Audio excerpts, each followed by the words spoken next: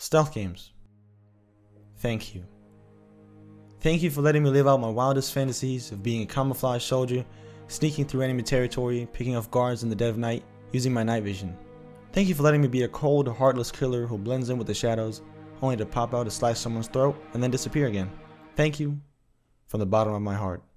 These are just a few examples of what stealth games allow you to be, because that's the beauty of them. You can be anybody, anywhere, at any time. And there's nothing quite like the feelings these games can produce.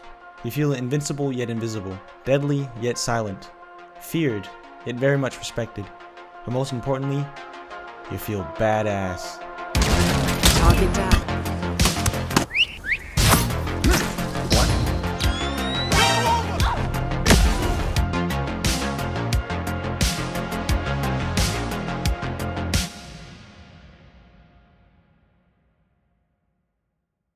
Now, when I was a child about 10 years ago, I watched a movie called TMNT. In that movie, there are these bad guys who harass a bunch of villagers, stealing their jewelry and destroying their property. One night as they storm through the jungle, they stop. There's a log on the road. The two brutes try to remove the log, and bam! One of them gets pulled over the log and he's gone without a trace. The other brute goes to investigate, and as he steps closer, he steps into a trap and gets yanked up into the tree, screaming, bullets flying from his gun. No one knows who's doing this. No traces are left. Only terror and fear. Next thing you know, a scream echoes out into the night, never to be heard again. Now, I didn't realize it back then, but the thought of being completely hidden while simultaneously being completely lethal was something I would come to love over the following years. But why do we love stealth games? Why do we hold this seemingly dull and slow-moving genre to such high regards? Let me answer those questions. To do that, we need to look at the defining characteristics that make up a stealth game. Pace, planning, freedom, and fragility. Now, of course, there are more very important characteristics, but these are the four that I feel are essential to nailing a stealth game. When we talk about the pace of a video game, we're referring to a number of things. 1. The length of time it takes for a game to get to the interesting parts, i.e. if it moves slowly enough story-wise so the player can follow along, but also fast enough so he doesn't get bored. 2. How slow or fast the rate at which you level up is. You know, does it take 500,000 XP every time you level up? Or is it scaled to your current level, making progression feel natural but hard-earned? And 3. The most important one when it comes to stealth games, the time spent between interaction and non-interaction. I think this is the heart and soul of stealth games, because the main point of a stealth game is not to be seen. So the balance, or lack thereof, between when the player interacts with the world and when he's merely a bystander, is why some games are categorized as a stealth game, and others are just called action games that use stealth elements. Being able to decide when to slow down and simply observe is what makes this genre unlike anything else. And this is what sets these games apart. Choice. When do I, as the player, want to strike? Do I wait to see what pattern the guard moves in? Do I wait for him to turn around so I sneak up behind him? How about just sneaking past him, no harm done? I think Kirk and Jason Schreier said it best in this 2012 Kotaku article titled Why We Love Stealth Games. There's just something special about games that make you sneak. Push, the pull, the contemplative pause, and the rush of action. By giving the player this much freedom to control the pace of the game, you're essentially resting the entire game experience on the shoulders of those who play. If you don't move or kill the next guard, well then the game won't force you to. If you want to sprint through a level just going for the main objective, there's nothing in the game that stops you from doing so. Go on ahead, the game is what you make it. Now, as mentioned before, taking the time to just breathe and plan out your next move is absolutely vital in a stealth game. It's your key to success. If you don't take the time to scan an area, locate your targets, mark any tangles that might populate the area, look for entry and exit routes, and plan where you'll strike first, then you're setting yourself up for a hard and frustrating mission. But how do we go about doing this reconnaissance? Well, by virtue of being the main character, we are loaded with different ways to do this. 1, and this is an all-time favorite and a staple of the genre, binoculars. This age-old construction allows players to scout and research an area from far away. This is especially useful if you are entering, say, a large military base. Letting players gather intel without ever stepping foot in an area grants the player with almost superhuman powers. You become this omniscient being who knows everything, and you can access that information at a glance. Another really useful tool that's not actually an in-game item is the tagging feature. Nowadays we dissociate this feature with battle royale games for the most part, but tagging is equally as, if not more important, in stealth games. Tags have no immediate impact on the game world, and you aren't handed a specific tagging tool, but rather the ability to tag through different means, such as the aforementioned binoculars in games like Metal Gear Solid 5 or Far Cry 3, Eagle Vision in the new Assassin's Creed games, and even simple scope tagging in Ghost Recon Breakpoint, which work by simply scoping in on the enemy using your weapon. Now, more advanced tagging tools are available, such as in the Splinter Cell series with the use of snake cams that let you peek into rooms ahead and plan your next move, or the one I find much more interesting, the sticky cams. Being able to place these cameras on virtually any surface and having multiple cameras active at the same time allows for some really cool recon moments. And should the enemy come towards you, just detonate the cameras and take out the guards. It's that simple.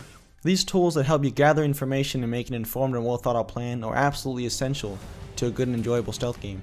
Without them, you'd be going in blind, which, while also being fun from time to time by posing an additional challenge, you'll often find yourself frustrated if you don't know the base layout by heart.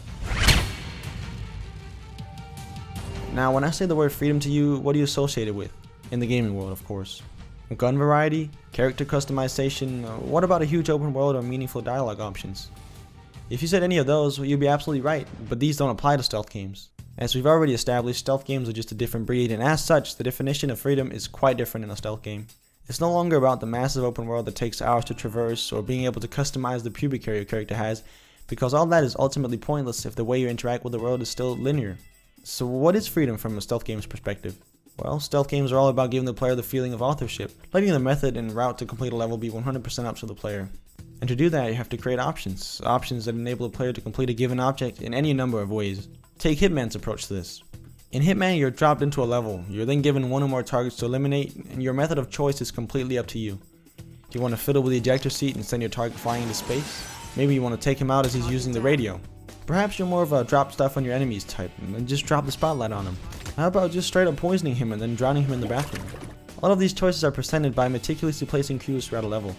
Eavesdropping on a certain conversation at a certain time grants you intel regarding how to go about a certain kill. It's your choice which one you follow, or if you follow one at all. Because what if you just want to kill him, gun style? Well, that's an option too. Just because the developers didn't include a questline for it doesn't mean it's not an option. However you wish to go about a certain mission, there's a way to do it. No clear path? No problem. Just make your own. Oh, and did I mention that the mission I'm referring to is just a training mission? The actual levels have even more options. Crazy.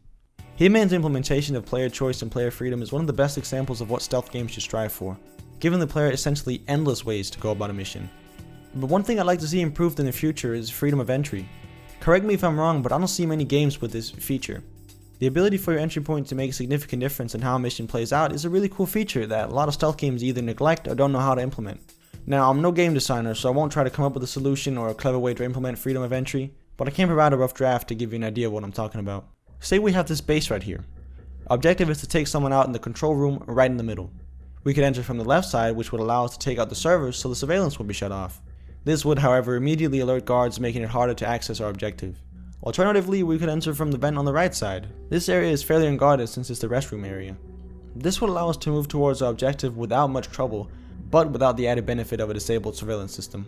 Lastly, we can enter from the bottom of the base. This will allow us direct access to the power switch, and turning this off results in sneaking around without anyone noticing you, Splinter Cell style. But it does put the entire base on alert, and possibly a timer for when the light comes back on. Now, these are all hypothetical options, mind you, and probably not super realistic, but I hope you get the idea. How you enter a base can make all the difference, and I'd love to see more developers implement this idea. And while I did put this at number 4, it certainly does not mean it needs to be disregarded. Quite the contrary, actually. Fragility, or lack thereof, makes or breaks the suspense and tension of a stealth game, ultimately making or breaking the game. The game can offer you all the freedom, gadgets, intelligence, and cleverly placed checkpoints it wants, but if you're a walking tank with unlimited health, what's the point? Knowing that the ratio between risk and reward is stupidly imbalanced ruins the point of being stealthy.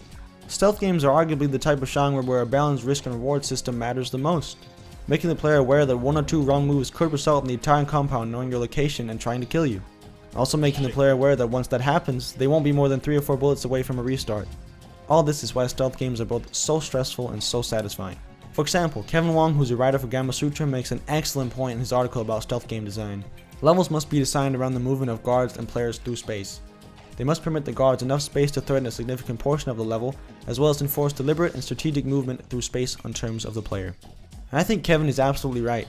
It's all about creating a level where the player feels superior to his enemies while still respecting their presence. This balance between safe spots where the player can breathe and plan ahead and areas where the player has to move carefully from cover to cover, timing his movement, is one of the things that makes for a really well balanced risk and reward system. Now, since we're nearing the end, I'm feeling another game example, and I think there's no better example than the implementation of risk and reward in Dishonored. But as a disclaimer, yes, you can technically play this game as a shooter, as demonstrated by the wonderful stealth game of BR, But Corvo, once spotted, becomes impossibly outnumbered by his enemies, and killing them all while leaving with your life intact becomes a feat no mortal man can accomplish. You're way better off dodging enemies and sticking to the shadows. Once you're in the shadows, there's no limit to Corvo's abilities, and he becomes not only incredibly powerful, but the complete opposite of fragile. However, the shadows don't last forever, and sooner or later you have to move, make your way into the light, into tension, into fear, and into risk. This game is incredibly unique in the sense that it offers not only high risk, high reward, but also low risk, high reward. This makes for a brilliantly paced game that keeps players on the edge of their seats both in high and low risk. You're never safe. You might think you are, but at some point you're going to have to move and take another risk, expose your fragile side. Thank you so much for watching this video. I really appreciate it. This was my first attempt at doing something that was a little longer and a little more serious. It took a really long time to make and a lot of trial and error, but I think it came out pretty well. Now, according to YouTube analytics, only 0% of the people that watch my videos are actually subscribed to my channel. If my math is correct, that's about 0 subscribers, and now that I think about it, that sounds about right. So if you enjoyed the content that I made in this video, clicking the subscribe button will really make my day. And hey, if you're lucky, you might be subscriber number 1. So once again, thank you for watching, and have a great day. Take care.